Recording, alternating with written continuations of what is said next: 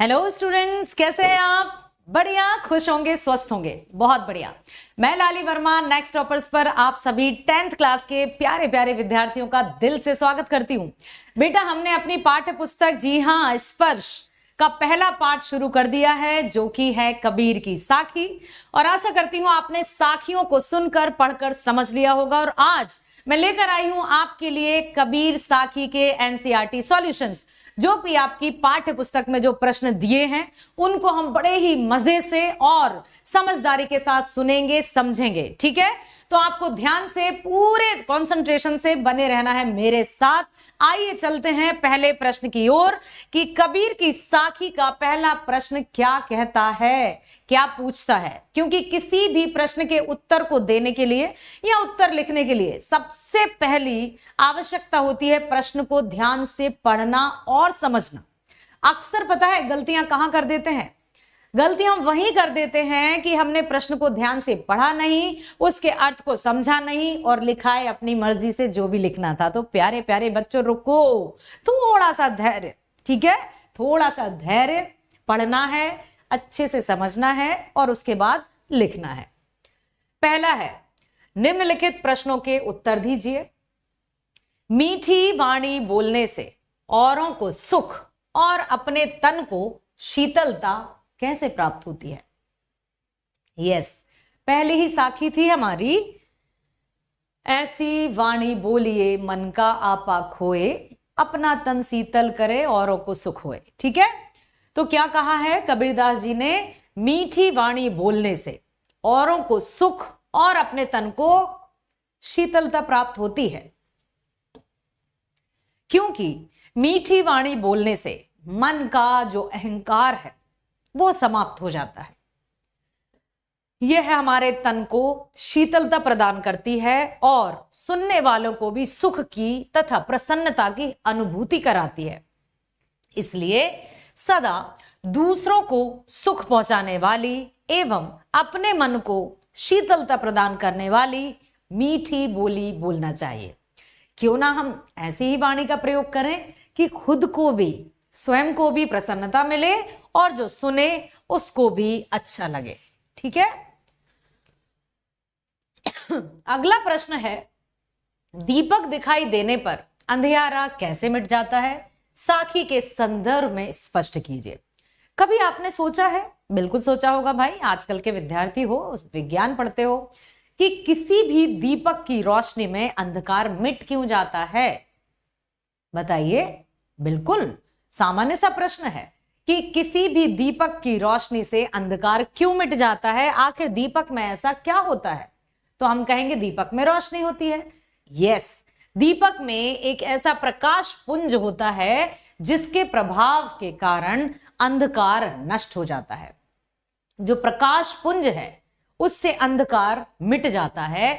इसी प्रकार मन में ज्ञान रूपी प्रकाश फैलते ही, जब मन में ज्ञान रूपी प्रकाश फैलता है तो मन में जो छाया रहता है ना, भ्रम, संदेह, मोह, माया, जो पर्दा छाया रहता है, जो अंधकार रूपी पर्दा छाया रहता है, किसका? भ्रम का, संदेह का, भय रूपी अंधकार समाप्त हो जाता है। कैसे? ज्ञान रूपी प्रकाश से अज्ञान रूपी अंधकार मिट जाता है। ठीक है, जिस प्रकार दीपक में एक प्रकाश पुंज पाया जाता है जिससे वो अंधकार को मिटा सकता है, उसी प्रकार से ज्ञान में भी एक प्रकाश पुंज पाया जाता है जो अज्ञान रूपी अंधकार को, या जो मन में भ्रम या संदेह छाया रहता है, उसको मिटा देता है, उसको समाप्त कर देता है। ठीक है, अगला है, ईश्वर कण कण में व्याप्त है पर हम उसे क्यों नहीं देख पाते? बड़ा अच्छा प्रश्न है। क्योंकि कई ज्ञानी विद्वान कह गए कि यहां वहां में नहीं ढूंढना है, ईश्वर तो कण कण में विराजित है, लेकिन हमें दिखाई क्यों नहीं देता है? हम उसे ढूंढ क्यों नहीं पाते हैं? हम उसको महसूस क्यों नहीं करते हैं?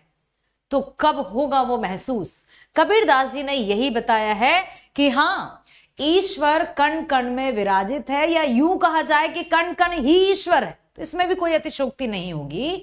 ईश्वर कण कण में व्याप्त है, कण कण ही ईश्वर है। ईश्वर की चेतना से ही यह संसार दिखाई देता है। चेतना, कॉन्शियसनेस, ठीक है, यदि हम कॉन्शियस हैं, यदि हम चैतन्य अवस्था में हैं, तभी हम अपने आप को भी देख पा रहे हैं और इस दुनिया को भी देख पा रहे हैं। जरा सा हमें चक्कर आ जाते हैं या हमारा मन, या हम सो जाते हैं, निद्रा में आ जाते हैं, तब क्या हम वास्तविकता देख पाते हैं? नहीं देख पाते। तो हमारा जो एक एक पल है ना, एक एक क्षण, एक एक मतलब लम्हा, वो सब परम पिता के संदेश के आधार पर ही, आदेश के आधार पर ही चलता है। तो क्या लिखा है? ईश्वर की चेतना से ही यह संसार दिखाई देता है।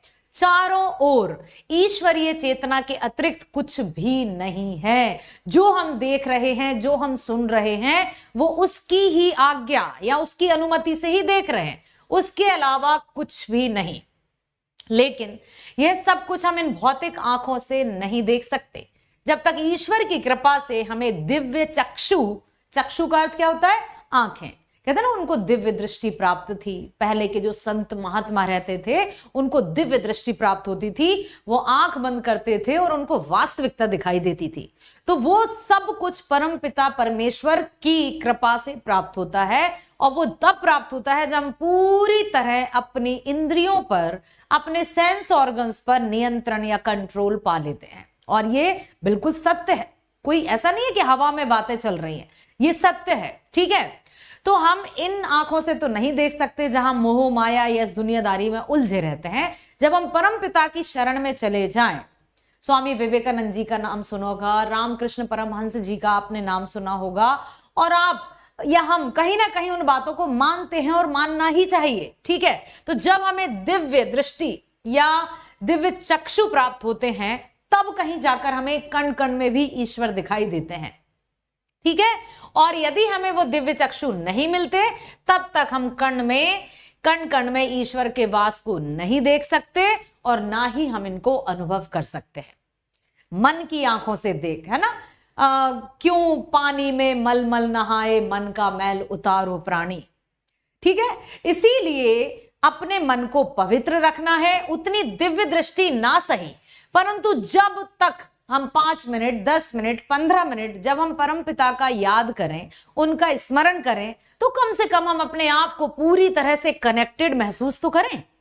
ठीक जैसे अभी आप मुझे देख रहे हैं, सुन रहे हैं, आप पूरी तरह से यदि सुनेंगे तभी आपको समझ में आएगा। यदि आप बैठे हैं, सिर्फ देख रहे हैं और ध्यान कहीं और है, तो हम पूरा नहीं समझ सकते ना बेटा, क्योंकि ध्यान एक है, या तो यहां रहेगा या कहीं और रहेगा। और हम सोचें कि एक ही बार में सब कुछ प्राप्त हो जाए, तो यह असंभव है। वो कहावत आपने सुनी होगी, आधी छोड़ पूरी को धावे, आधी मिले ना पूरी पावे। तो क्यों ना हम जो कार्य कर रहे हैं उसी पर फोकस्ड रहें, ठीक है। तो हमें अपने आप को वश में करना होगा। अगला है, संसार में सुखी व्यक्ति कौन है और दुखी कौन? यहां सोना और जागना किसके प्रतीक हैं? इसका प्रयोग यहां क्यों किया गया है, स्पष्ट कीजिए। दुखिया सुखिया सब संसार है, जागे खावे अरु सोवे, दुखिया दास कबीर है, जागो अरे रोवे। आखिर कौन जाग रहा है, कौन सो रहा है, कौन सुखी है और कौन दुखी? क्या कहा है कवि ने उस साखी के माध्यम से? तो संसार में वह व्यक्ति सुखी है जो प्रभु प्राप्ति के लिए प्रयास से दूर रहकर सांसारिक विषय में डूबकर आनंद पूर्वक सोता है। क्या?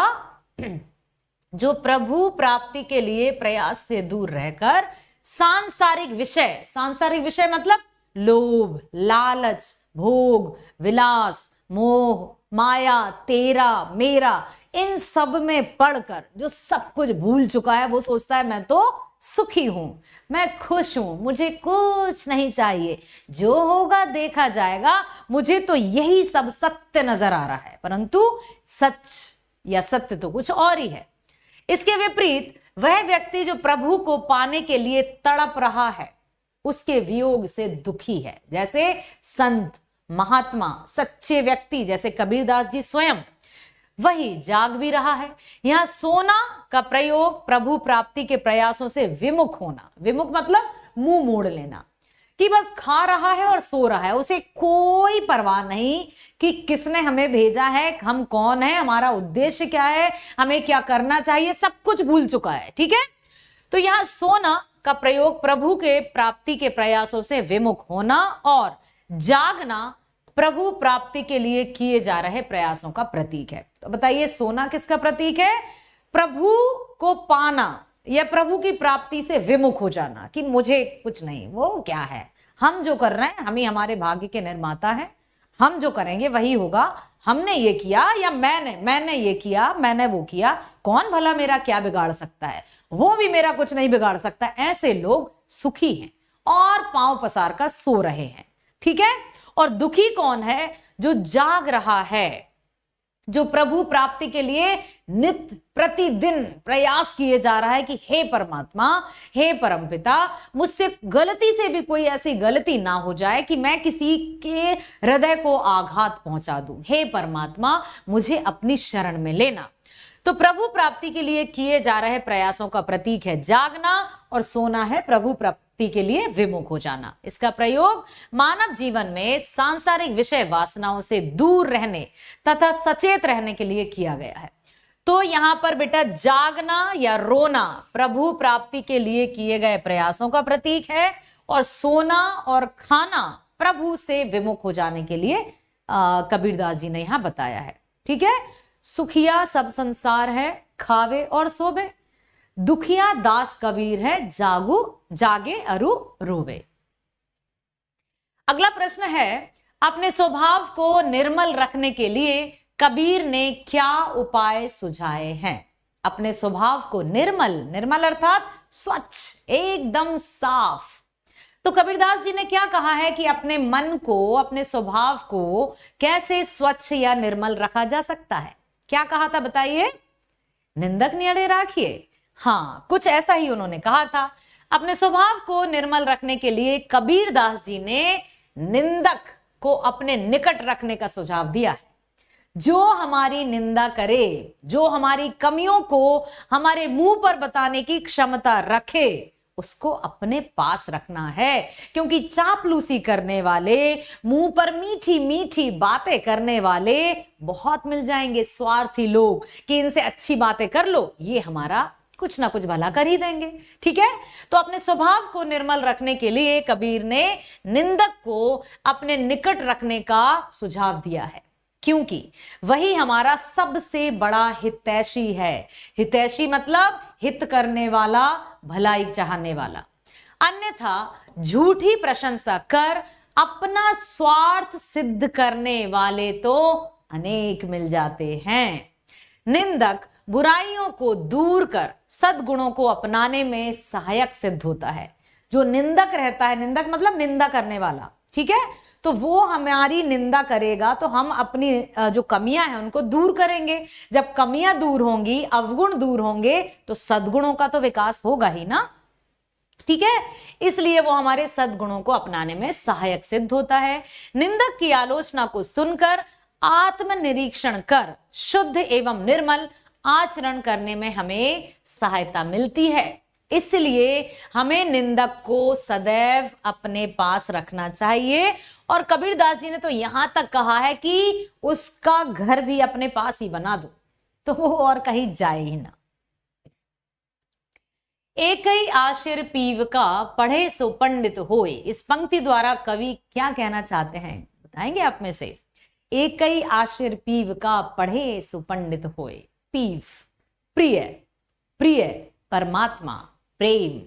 ठीक है, पोथी पढ़ पढ़ जगमुआ पंडित भया न कोई, एक ही आशिर पीव का पढ़े सो पंडित होए। यहां पर कबीरदास जी ने बताया है कि संसार में पीव या ब्रह्म या प्रिय, जो सबसे प्यारा है, जो सबसे प्रिय है, वो ब्रह्म है, परम पिता है, जो वही केवल सत्य है।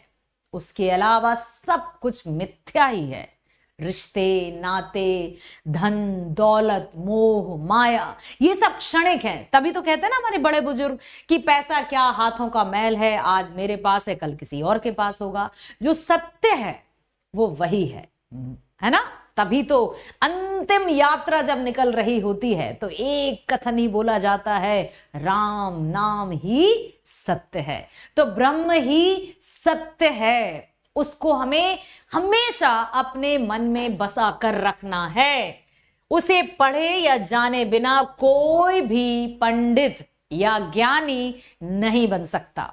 जिसने इस सच को जान लिया वो कभी किसी की बुराई नहीं करेगा, कभी किसी के बारे में बुरा नहीं सोचेगा, कभी उसके मन में ईर्ष्या, जलन, द्वेष, नफरत, घृणा, पाप ये नहीं आएंगे, क्योंकि उसके पता है कि सत्य केवल एक है और हम जहां से आए हैं हमें जाना भी वही है। तो क्यों ना सदकर्म करके आगे बढ़ा जाए। हाँ बेटा, हम जानते हैं कि आजकल ये बड़ा कि भाई ये क्यों कहा जाता है, अरे ऐसा थोड़ी है, पैसे के बिना भला क्या होता है, रिश्ते नाते निभाना भी जरूरी है, क्योंकि उस ईश्वर ने हमें रिश्ते नातों में गूंथा है। मनुष्य एक नहीं है ना, हम कई हैं। जितने मनुष्य उतने विचार, उतनी भावनाएं, उतनी विचारधाराएं। हर एक का विचार एक दूसरे से अलग, किसी का विचार किसी से मेल नहीं खाता, कभी खाता है कभी टकराता है। तो हमें इन रिश्ते नातों को भी मीठी वाणी से बनाना होगा। तभी तो कबीरदास जी ने मीठी वाणी को भी बताया ना कि अच्छे व्यवहार का उपयोग करना है और ईश्वर को हमेशा अपने मन में बसाना है, क्योंकि सत्य केवल वही है। कबीर की उद्धृत साखियों की भाषा की विशेषता बताइए कि कबीरदास जी ने जिस भाषा का प्रयोग साखियों में किया है वो कैसी भाषा है? क्या वो हमारी या आपकी भाषा है या जन जन की भाषा है? Yes, very good. Kabirdas ji की जो भाषा है वो सधुक्कड़ी भाषा है, पंचमेल खिचड़ी है, क्योंकि कबीरदास जी जन जन की भाषा को ही अपनाते थे और जहां वो जाते थे वहां की भाषा मेल, पंचमेल खिचड़ी। तभी तो कहा है ना, तरह तरह की भाषा को मिलाकर वो अपनी साखियां या शब्द में रचना कर देते थे ताकि सबको समझ में आए। ठीक है, तो उनकी भाषा जन जन की भाषा। कबीर की साखियों की भाषा की विशेषता है कि यह जन भाषा है, लोक भाषा है, आम भाषा है। कोई ऐसा नहीं है कि शास्त्रीय भाषा हो, जो ऐसी भाषा जो पढ़कर समझ में आए, कोई समझाए तब समझ में आए। जन जन की भाषा। उन्होंने जन चेतना और जन भावनाओं को अपनी सधुक्कड़ी भाषा द्वारा साखियों के माध्यम से जन जन तक पहुंचाया है। सधुक्कड़ी भाषा, साधियों के साथ बैठते थे, सत्संगति से उन्होंने ज्ञान प्राप्त किया है। उन्होंने कोई विधिवत शिक्षा प्राप्त नहीं की बेटा। कबीरदास जी कभी विद्यालय या गुरुकुल में उन्होंने शिक्षा प्राप्त नहीं की, साधु जनों के साथ बैठे, सत्संगति की उन्होंने, तो तभी उनकी भाषा को सधुक्कड़ी भाषा भी कहा जाता है। इसलिए हिंदी के महान साहित्यकार डॉक्टर हजारी प्रसाद द्विवेदी जी ने इनकी भाषा को भावानुरूपणी कहा है। भावानुरूपणी मतलब भाव के अनुसार, भाव अनुरूपणी, जो भाव से समझ में आए, जो व्यक्ति सुने और उसकी भावनाओं को, उनकी भावनाओं को अपनी भावनाओं में मिलाकर जो समझ ले। तभी तो डॉक्टर हजारी प्रसाद द्विवेदी जी ने कबीरदास जी की भाषा को क्या कहा है? भाव अनुरूपणी माना है। अपनी चमत्कारिक भाषा के कारण आज भी इनके दोहे लोगों की जुबान पर हैं। हम जानते हैं कि सैकड़ों वर्ष बीत जाने के बाद भी उनकी साखियां और शब्द ऐसे लगते हैं जैसे बिल्कुल वर्तमान की ही बात कही जा रही हो। ठीक है, हमें भी लगाना ऐसा, चाहे वाणी से संबंधित हो, चाहे ज्ञान से संबंधित हो, चाहे निंदा से संबंधित हो, हर एक उनकी जो भाषा है वो इसी तरह की है। अब हम देखते हैं, भाव स्पष्ट करते हैं। जैसे हमने अभी साखी में अर्थ जाने थे, अब हमें इनका भावार्थ जानना है। विरह भुभंगम तन बसे, मंत्र न लागे कोई। बताइए, सुना था कि जब विरह की पीड़ा सांप बनकर पूरे मन पर लौटने लगती है तो कोई भी मंत्र, कोई भी दवा काम नहीं करती। फिर क्या किया जाए? परमपिता परमेश्वर से प्रेम करना या मन में प्रेम की भावना लाना।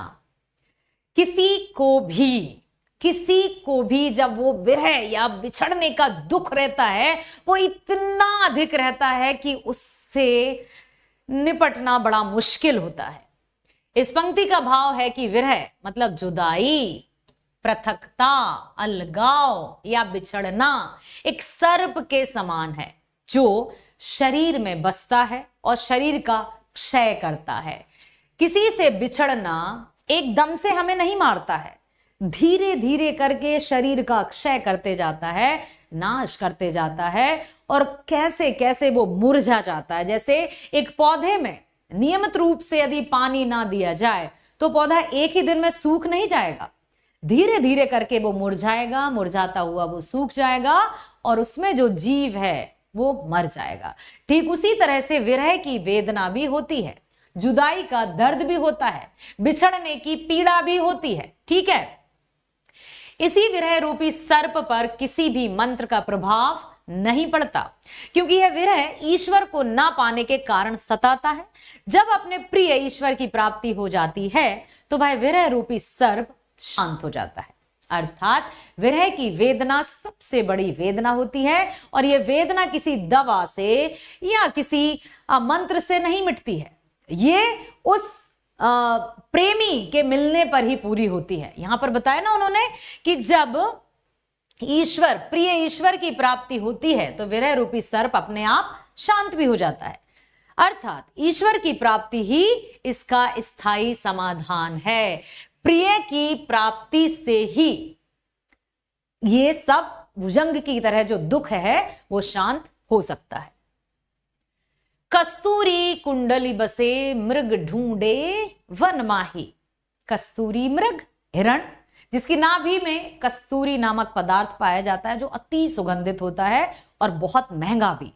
ठीक है, इत्र या परफ्यूम में भी डाला जाता है। तो वो जो पदार्थ है वो उसकी नाभि में ही पाया जाता है, लेकिन उसे नहीं पता और वो वन वन भटकता रहता है, इधर उधर फिरता रहता है। ठीक मनुष्य का स्वभाव ही वैसा ही, अपने मोह माया में डूबकर वो भूल जाता है कि यदि सच्चे मन से, भावना से प्रभु का स्मरण किया जाए तो ईश्वर यही है। ठीक है, कस्तूरी कुंडल बसे मृग ढूंढे वन माही। इस पंक्ति का भाव है कि भगवान हमारे शरीर के अंदर ही वास करते हैं, हमारे मन में ही निवास करते हैं।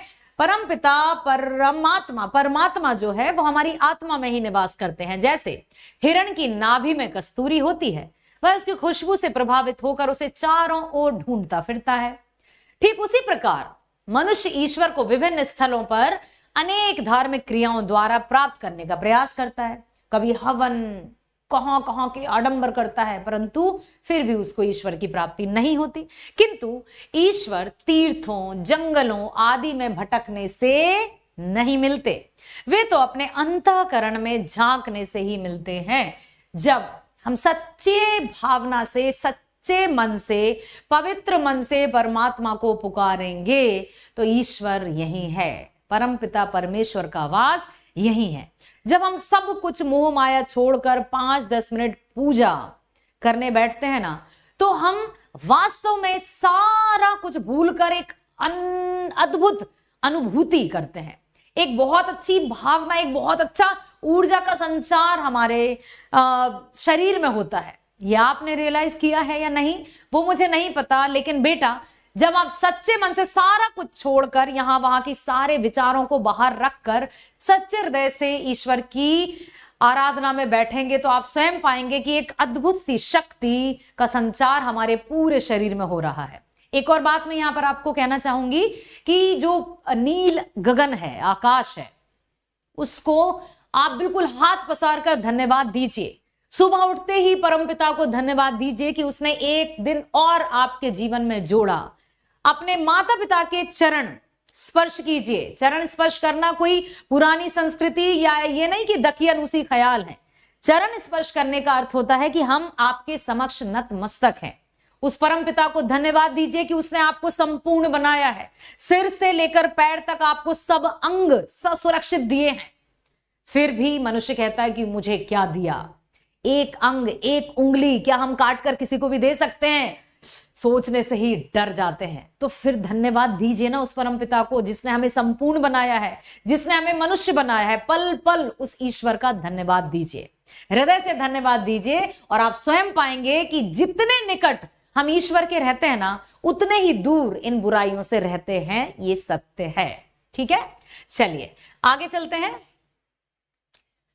जब मैं था तब हरि नहीं, अब हरि हैं मैं ना ही। यहां पर मैं अहंकार के लिए है कि व्यक्ति हमेशा मैं करता फिरता है। मैंने किया, मैंने ये घर बनाया, मैंने मंदिर बनाया, मैंने दान दिया, मैंने गरीबों को भोजन कराया। अरे कहकर, मतलब करके कोई काम यदि कह दिया तो वो क्या खाक किया तुमने? यदि दान करना ही है तो शांति पूर्वक किया जाता है। जो कहते हैं ना, एक हाथ से दान दिया तो दूसरे हाथ को भी पता ना चले कि मैंने दान दिया। लेकिन अक्सर हम क्या देखते हैं कि गुप्त जो दान पेटियां रखी रहती है उसमें भी बड़ा सा नोट निकालकर पहले इधर उधर देखेंगे कि हमें कोई देख ले कि हम दान कर रहे हैं। ये मनुष्य की प्रवृत्ति है, लेकिन ऐसे मनुष्य सभी नहीं होते। कुछ मनुष्य ऐसे भी हैं जो दान देते हैं, जो अच्छे कर्म करते हैं, लेकिन अपने मुंह से कभी नहीं कहते।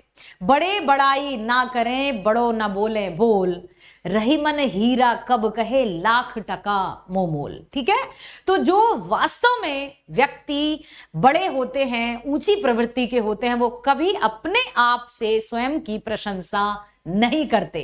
कबीरदास जी ने यहां यही कहा है कि जब मैं था तब हरि नहीं, अब हरि हैं मैं ना ही। अपने मन से अहंकार को मिटाना होगा। इसका भाव है कि जब तक मनुष्य के भीतर अहम या अहंकार की भावना अथवा अंधकार विद्यमान रहता है, तब तक उसे ईश्वर की प्राप्ति नहीं होती। क्योंकि उसको क्या लगता है, ईश्वर तो मेरे वश में है, क्योंकि मैंने मंदिर बनवाया है, मैंने मूर्ति बनवाई है, मैं गरीबों को भोजन खिलाता हूं भाई, तो ईश्वर तो मेरे वश में। नो नो नो, ये गलत फहमी है। ईश्वर धन दौलत या पैसे से नहीं आता, ईश्वर तो सच्ची भावना से आता है। शबरी को याद कीजिए, किस तरह से श्री राम ने शबरी के जो जूठे बेर थे वो भी खाए। लक्ष्मण को दिखाई दे रहा है कि ये जूठे बेर हैं, लेकिन श्री राम समझ रहे हैं कि वो ये चख कर दे रही है कि कहीं कड़वा बेर प्रभु के मुंह में ना चला जाए। तो ये सच्ची भावना ही तो है बेटा। भावना कहते हैं ना, प्रभु तो भावना के भूखे रहते हैं, आपकी धन दौलत के नहीं। इसलिए उन्होंने कहा है कि यदि अंधकार या अहंकार हमारे मन में है तो ईश्वर की प्राप्ति नहीं होगी। अहंकार के मिटते ही ईश्वर की प्राप्ति हो जाएगी, क्योंकि अहम और ईश्वर दोनों एक स्थान पर कदापि कभी भी बिल्कुल नहीं रह सकते। या तो अहंकार रहेगा या ईश्वर रहेंगे। अब आपको क्या रखना है अपने पास, ये अपनी बुद्धि से सोचिए, अहंकार या ईश्वर। ठीक है, ईश्वर को पाने के लिए उसके प्रति पूर्ण समर्पण आवश्यक है, संतोष आवश्यक है। घमंड आदि इन भावनाओं से हमेशा दूर रहिएगा, क्योंकि जैसे जैसे हम ऊंचाई पर जाते हैं, जैसे जैसे हम सफलता की सीढ़ियां चढ़ते जाते हैं, क्या पता कहां से घमंड हमारे पीछे और आता जाता है और निकट आता जाता है। और घमंड चाहता है कि वो हमारे मन में अपना घर बसा ले। लेकिन ये ध्यान रखना मेरे बच्चों कि कभी भी घमंड को आपके मन में घर मत बसाने देना, क्योंकि यदि घर बस गया तो घर से किसी को निकालना बहुत कठिन होता है। ठीक है, घमंड से हमेशा 4 हाथ की दूरी बनाए रखना और कभी उसकी तरफ देखना भी मत। ठीक है, चलिए। पोथी पढ़ी पढ़ी जग मुआ, पंडित भया न कोई। किताबी ज्ञान से ही केवल कोई व्यक्ति वास्तविक ज्ञानी नहीं होता है। किससे होता है? प्रेम से।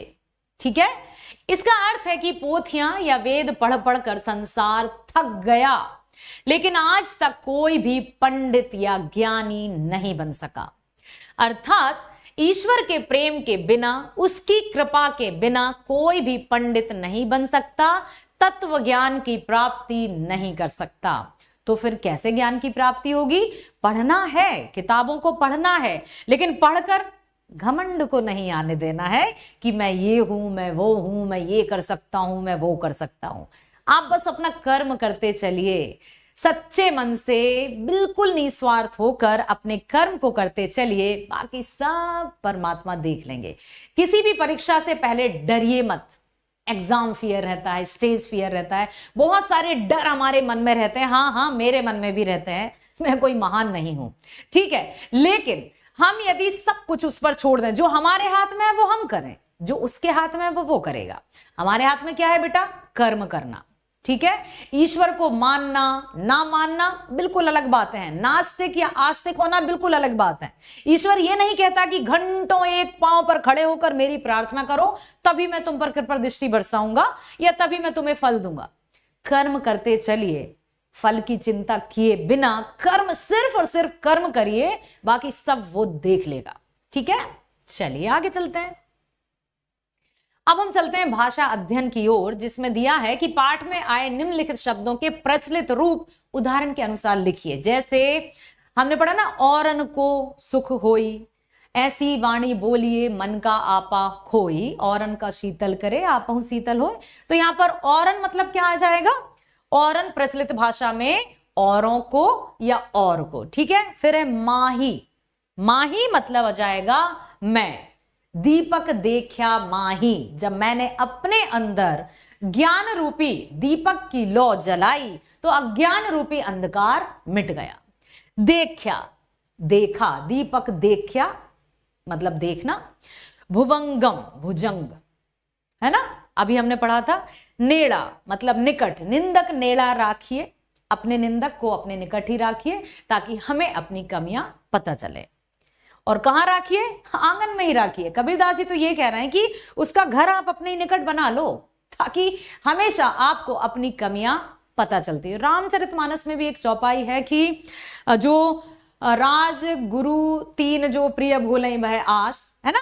तो या तो राजा हो या गुरु हो या मंत्री, यदि राजा की मुंह चुपड़ी बातें करते रहेंगे तो उस राजा का कभी भला नहीं होगा, वो राजा कभी सही कार्य नहीं कर पाएगा। जैसे मंत्री हमेशा कहता रहे जी महाराज आप तो जो कर रहे हैं वो बिल्कुल सही है, उसे अपनी कमी कैसे पता चलेगी। राजगुरु कहे हाँ महाराज आप जो कर रहे हैं वो धर्म के हिसाब से बिल्कुल सही है, राजा को अपनी कमी कैसे पता चलेगी। ठीक है, वैद्य, डॉक्टर, चिकित्सक, वैद्य यदि कहेगा अरे आपको जो खाना है खाइए, मैं दवा दे रहा हूं ना, आप सही हो जाएंगे, तो उसको अपनी कमी कैसे पता चलेगी। अर्थात कोई भी व्यक्ति जो हमारे पास है, यदि वो सिर्फ हमारी ही भाषा बोलता रहेगा तो ना तो हमें अपनी कमियां पता चलेंगी, ना हम उन कमियों को सुधार पाएंगे। तो कबीरदास जी ने यही कहा है कि निंदक नेड़ा राखिए आंगन कुटी छबाए, हमेशा अपने निंदक को पास रखिए। अगला है साबण। अब साबण, निंदक नियरे राखिए आंगन कुटी सबाए, बिन साबुन पानी बिना निर्मल करे सुबाए। तो साबण मतलब प्रचलित रूप क्या है बेटा इसका? साबुन। ठीक है, मुवा, मुवा मर गया या मरा। पीव, पिया, प्रिय का निकट। ठीक है, जालो, जलाऊं, तास, उस। तो इस तरह से कबीरदास जी ने अपनी साखी के माध्यम से हमें बहुत कुछ समझा दिया है कि मनुष्य का जो वास्तविक जीवन है वो किस तरह का होना चाहिए, और हमें जो ईश्वर ने जन्म दिया है मनुष्य का जो सद्बुद्धि के साथ। अब बुद्धि तो है, किसी को बुद्धि उस पर हावी हो जाती है, किसी पर सद्बुद्धि, तो हम पर निर्भर करता है कि हम क्या अपनाएं। हमें पता है कि क्या हमारा सही है, क्या हमारे लिए गलत है, तो क्यों ना हम उस रास्ते पर चलें जिस रास्ते को हमारे माता पिता या हमारे गुरुजन हमसे सजेस्ट करते हैं या हमें सलाह देते हैं। लेकिन अक्सर बच्चों को लगता है कि अरे यार हमें टोकते क्यों रहते हैं। नहीं टोकेंगे, लेकिन आपको अपनी सद्बुद्धि का इस्तेमाल करना होगा और साखियों के माध्यम से जीवन जीने की जो कला हम सीख रहे हैं उसको अपने जीवन में अपनाना होगा। ठीक है, आशा करती हूं आपको अच्छे से साखियों के जो एनसीईआरटी सॉल्यूशंस हैं वो समझ आए होंगे, और इसी तरह से आप अपनी भाषा में भी उत्तरों को लिख सकते हैं। लेकिन स्मरण रहे, याद रहे कि किसी भी प्रश्न का उत्तर आपको एकदम से शुरू नहीं करना है। किसी भी प्रश्न का उत्तर, जैसे हमने प्रश्न पढ़ा, प्रश्न को पढ़कर समझा और उत्तर की शुरुआत प्रश्न से कीजिएगा, ताकि जो इवैल्यूएटर या जांचकर्ता जो रहते हैं वो आपको बहुत अच्छे से पूरे अंक प्रदान कर सकें। ठीक है, इसी तरह से आपको बने रहना है नेक्स्ट टॉपर्स पर। मिलते हैं नेक्स्ट वीडियो में। Thank you so much.